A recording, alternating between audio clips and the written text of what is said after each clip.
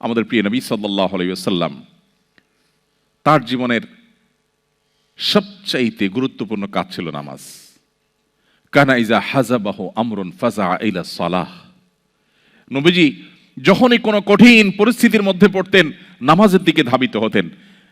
যখনই মনটা খারাপ থাকতো, পেরেশান হতেন, বেলাল রাদিয়াল্লাহু তাআলাকে বলতেন, আরিহনা বিহা ইয়া বেলাল, ও বেলাল একটু আজান হাঁকো, একটু আজান হাঁকো, আজান হেঁকে নামাজের আয়োজন করো, আমাকে শান্ত করো, আমাকে একটু প্রশান্তি দাও। নামাজে কি তৃপ্তি ছিল। মা আয়েশা রাদিয়াল্লাহু তাআলা বলছেন, নবীজি যখন রাতে নামাজে দাঁড়াতেন, তাহাজ্জুদে দাঁড়াতেন, লা তাসআল আন হুসনিহিন্না ওয়া তুলিহিন্না, নবীজির সে নামাজের সৌন্দর্য, তার সে নামাজের কোয়ালিটি আর বলো না। তিনি যখন দাঁড়িয়ে কেরাত পড়তেন মনে হতো তিনি বোধহয় আর রুকুতে যাবেন না। কত দীর্ঘ কেরাত হলে এক রাকাতে সূরা বাকারা, লম্বা লম্বা সূরা শেষ করা যায়, ঘন্টাকে ঘন্টা দাঁড়িয়ে থাকা যায়। নামাজে কতটা তৃপ্তি হলে এটা সম্ভব হয়। এরপর তিনি যখন রুকুতে যেতেন, এত দীর্ঘ সময় ধরে রুকু করতেন। মা আয়েশা রাদিয়াল্লাহু তাআলা আনহা তিনি বলেন যে তার রুকু দেখে, সে রাতের নামাজের রুকু দেখে আমার মায়া হতো। ইস, তিনি কি আর মাথা উঁচু করবেন না। আবার যখন সেজদায় যেতেন মনে হয় সেজদায় এই বুঝি তার শেষ সেজদা, আর মনে হয় মাথা উঠাবেন না। এত দীর্ঘ সময় নিয়ে নামাজ পড়তেন, এত লম্বা সময় নিয়ে নামাজ পড়তেন, এবং নামাজে দাঁড়িয়ে এত লম্বা সময় রুকুতে সেজদাতে অতিবাহিত করতেন সময় যে তার পা মোবারক ফুলে যেত। ভাইরা আমার, পা ফুলে যাওয়া কিন্তু কোনো স্বাভাবিক বিষয় নয়। আপনি অনেক সময় দাঁড়িয়ে থাকলে, একটা পজিশনে থাকলে হয়তো পা ব্যথা হয়ে যাবে, পা ফুলে যায়। এই ফুলে যাওয়াটা সাধারণ বিষয় না। কি পরিমাণ প্রেশার নিলে পা ফুলে যেত। নবী করিম সাল্লাল্লাহু আলাইহি সাল্লাম নামাজে সে তৃপ্তি পেয়েছেন। আজ দুর্ভাগ্য আমাদের কাছে নামাজটা জাস্ট বোঝা। নামাজটা জাস্ট, আমরা নামাজের সময় আসলে আমরা মুক্ত হওয়ার চেষ্টা করি, মানে নামাজটা পড়লাম, ঝামেলা শেষ হয়ে গেল। অথচ এটা আল্লাহর সাথে কানেক্টেড হওয়ার সুযোগ। আমার দিন রাত 24 ঘন্টার সবচেয়ে আবেগ ঘন সময়, আমার আল্লাহর সাথে কথোপকথনের সুযোগ। সহিহ মুসলিম বর্ণনা, নবী সাল্লাল্লাহু আলাইহি ওয়াসাল্লাম নামাজকে বলেছেন মুনাজাত মা আল্লাহ, আল্লাহর সাথে কথোপকথনের স্কোপ। অথচ এটা আজকে আমাদের কাছে বোঝা হয়ে গেছে। এই নামাজ, এটাকে যদি কোয়ালিটির সাথে আদায় করতে পারি, খুব ধীরস্থিরতার সাথে, লম্বা সময় নিয়ে, মনোযোগ সহকারে নামাজে কি বলছি সেগুলোর অর্থ বুঝে বুঝে আল্লাহর সাথে আমি যদি কনভারসেশনে, কথোপকথনে আমি রত হয়ে যাই, ডুবে যাই, তাহলে আমার মাল্টিকালচারাল সোসাইটিতে আমার ঈমান, আমার ইসলামের এই পরিচয়কে ধারণ করতে অনেক বেশি হেল্পফুল হবে। নামাজ অনেক বেশি হেল্প করবে। আপনারা আয়াত অনেকেই জানেন, আল্লাহ তাআলা বলেছেন ইন্নাস সালাতা তানহা আনিল ফাহশাই ওয়াল মুনকার। নামাজ মানুষকে অশ্লীল মন্দ কাজ থেকে বাঁচিয়ে রাখে। আমাদের অনেক ভাইরা আছে যারা ঠুনকো অজুহাতে নামাজ তরক করেন, বিশেষ করে এই ধরনের পরিবেশে আপনারা যেখানে আছেন। যে অফিসে আমার কলিগদের মধ্যে কেউ মুসলমান না, আমি একা মুসলিম, আমি একা নামাজ পড়লে কেমন দেখা যায়, সবাই তাকিয়ে থাকবে। অথবা আমি বাহিরে আছি, তো সেখানে নামাজ পড়তে গেলে কেমন দেখা যাবে, এখানে কোনো মসজিদ পাচ্ছি না আশেপাশে, এদিকে ওয়াক্ত শেষ হয়ে যাচ্ছে, তাহলে আমি নামাজ না পড়লে, নামাজ পড়তে গেলে সবাই আমার দিকে তাকিয়ে থাকবে, বা আমি একটু বিব্রতকর পরিস্থিতি পড়ব। এরকম ঠুনকো অজুহাতে আমরা অনেকে নামাজ ছেড়ে দেই। এটা হলো আমাদের ইমানের দুর্বলতার কারণে, আমার ইমানের দুর্বলতার কারণে। একজন ইমানদার তার জীবনে কোনো অবস্থাতে তিনি নামাজ ত্যাগ করতে পারেন না। ইসলামে অনেক বিষয়ের ত্যাগ, এটার বিকল্প আছে, কিন্তু নামাজ ত্যাগের বিকল্প নেই। এই জন্য কোনো মুসলিম নামাজ ত্যাগ করতে পারেন না। মুহাম্মদ সাল্লাল্লাহু আলাইহি সাল্লামের সময় মুনাফিক যারা ছিল তারাও নামাজ পড়তো। যারা ভিতরে ভিতরে অমুসলিমদের চর ছিল, তারা নামাজের সময় মসজিদে উপস্থিত হতো। এই জন্য এই পরিবেশে যদি আপনি 5 ওয়াক্ত নামাজকে সর্বোচ্চ গুরুত্বের সাথে আদায় করেন, আপনি যদি একাকী কোথাও কোনো অফিসে থাকেন, একাকী নামাজ পড়বেন। আপনি অন্তত ফরজটুকু হলো আপনাকে পড়তেই হবে। আপনার লাঞ্চের ব্রেকের সময় আপনি ওয়াশরুমে যাওয়ার যে সময়টা পাবেন, সেই সময়টা থেকে সেভ করে আপনাকে নামাজ পড়তে হবে, যে কোনো মূল্যে পড়তে হবে। তো যদি কেউ নামাজের ব্যাপারে এই নো কম্প্রোমাইজের জায়গায় যেতে পারে, আশা করা যায় তার ঈমানকে আল্লাহ তাআলা সেভ করবেন। কারণ অন্যায় অশ্লীলতা থেকে সে বাঁচতে পারবে, এই নামাজ তাকে প্রতিহত করবে তার সমস্ত বাধাগুলোকে।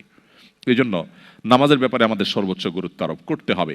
আমাদের বোনরা অনেক সময় দেখা যায় এমন কোনো পরিবেশে যান যে পুরুষরা যেখানে সেখানে ঘাসের উপর দাঁড়িয়ে গেল, বোনরা দাঁড়াতে পারেন না, কিন্তু তাদেরকেও দাঁড়াতে হবে। সবাই তাকিয়ে থাকবে, থাকুক না। হ্যাঁ, আমি বলছি না আপনাকে মানুষের চলাচলের রাস্তায় আপনাকে দাঁড়িয়ে যেতে, আমি বলছি না আপনাকে এমন কোনো জায়গায় দাঁড়িয়ে যেতে মুসলমানদের সম্পর্কে এখানকার অন্য ধর্মাবলম্বীরা বাজে ভুল ধারণা নেয়, আমি সেটা বলছি না। নিশ্চয়ই আপনি 2 রাকাত নামাজ পড়ার মতো জায়গা আপনি বের করে নিতে পারবেন, সেটা আপনাকে করতেই হবে। অতএব এই জায়গাটাতে আমাদের কোনো কম্প্রোমাইজ করা চলবে না। আমাদের সাবকন্টিনেন্টে যারা আমরা মুসলমান, আমাদের মধ্যে একটা ধারণা জন্মেছে যে নামাজ না পড়লে কি হয়েছে, ঈমান আছে। অনেক বেনামাজিকে নামাজের কথা বললে বলে, ভাই নামাজ না পড়লে কি হয়েছে, আমার ঈমান আছে। নাম আতর আলী, গায়ের থেকে দুর্গন্ধ আসে। নাম কি? আতর আলী, গায়ের থেকে আসে কি? দুর্গন্ধ। ব্যাপারটা ওই রকম। আপনি বলতেছেন নামাজ না পড়লে কি হয়েছে, আমার ঈমান আছে, মানে আপনার ঈমান এত মজবুত? আপনার ঈমান তো আমার দরকার যে না পড়লেও থাকে। অথচ নবী করিম সাল্লাল্লাহু আলাইহি সাল্লাম কঠোরভাবে বলেছেন, শক্তভাবে তিনি বলেছেন, আল ফারকু বাইনানা ওয়া বাইনাহুম তারকুস সালাহ। ঈমানদারের সাথে অমুসলিমের পার্থক্যই হলো মূলত নামাজ। এটা ঈমানদারকে পৃথক করে। অতএব কোনো অবস্থাতে এটা ছাড়া যেতে পারে না। আমি আপনাদেরকে উদাত্ত আহ্বান করতে চাই, আমাদের অনেক ভাইরা আছেন যারা বাসায় নামাজ পড়েন, কর্মস্থলে পড়েন না, অথবা 5 ওয়াক্ত নামাজ পড়েন কিন্তু একটু ঝামেলা হলে তিনি নামাজ কাজা করেন। পৃথিবীর অনেক দেশে আমাদের অনেক ভাই বোনরা আছেন যারা আমাদের কাছে প্রশ্ন পাঠান, বলেন ভাই সকাল থেকে নিয়ে নামাজের সময় পাই না, তো আমি একসাথে ডিউটি শেষে বাসায় এসে জোহর, আসর, মাগরিব, এশা একসাথে পড়ি। নামাজটা এরকম ছেলে খেলা নয়। আল্লাহ বলেছেন ইন্না সালাতা কানাত আলাল মুমিনিনা কিতাবাম মাওকুতা, নির্দিষ্ট সময় নামাজ পড়াটাকে অপরিহার্য করা হয়েছে।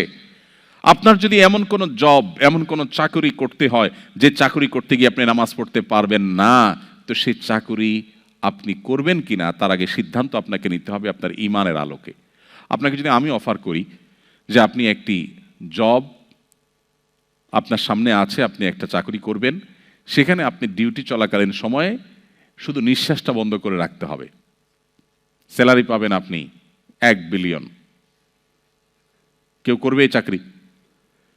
কারণ স্যালারি তো পরের কথা, প্রথম দিনের কয়েক সেকেন্ডের পরেই তো আমি মারা যাব। তো 1 বিলিয়ন যদি আমি পাইও, এটাতে আমি কি করব? ঈমানদারের কাছে নামাজটা সেরকম। আমার নামাজ যদি পড়াই না যায়, আমার ঈমানে যদি না থাকে, তো আমি এই চাকরি দিয়ে কি করব? ভাইরা আমার, ওই যে আমি শুরুতে বলছিলাম নবী সাল্লাল্লাহু আলাইহি ওয়াসাল্লাম যে ফিতনার কথা বলেছেন না, কিয়ামতের আগে বহুবিধ ধোঁয়াশা আসবে। ফিতনা মানে ধোঁয়াশা, বিভ্রান্তি। চকচকে লাইফ, কালারফুল জীবন, এটার হাতছানি আমাদেরকে ডাকে। আমাদের মনে হয় এটা পেয়ে গেলে, আমি পিআর পেলে, পাসপোর্ট পেলে, অমুক জায়গায় যেতে পারলে, তমুক ক্যারিয়ারে উঠতে পারলে, অমুক জায়গায় পৌঁছতে পারলে বোধহয় আমি সুখ শান্তি পেয়ে যাব। সেটা পাওয়ার পরে আমাদের মনে হয় না, তেমন কোনো পরিবর্তন হয়নি। এগুলা নিছকই মরিচিকার মতো, মানুষকে পাগলের মতো, পঙ্গপালের মতো ডাকতে থাকে, টানতে থাকে। ছাত্র জীবনে মনে হয় ভালো রেজাল্ট করলে বোধহয় আমি সাকসেস হয়ে যাব। অনেক কষ্ট করে রেজাল্ট করার পর দেখা যায় অনেকে সাকসেস হতে পারেন নাই। এরপর মনে হয় ঘুষ দিয়ে হোক, চুরি করে হোক, দুর্নীতি করে হোক, 2 নম্বরই করে হোক, একটা চাকরি পেলে বোধহয় আমি সোনার হরিণ পেয়ে যাব। হয়তো চাকরি পেয়েও যায়, কিন্তু সুখ হয়তো তার আর ধরা দেয় না।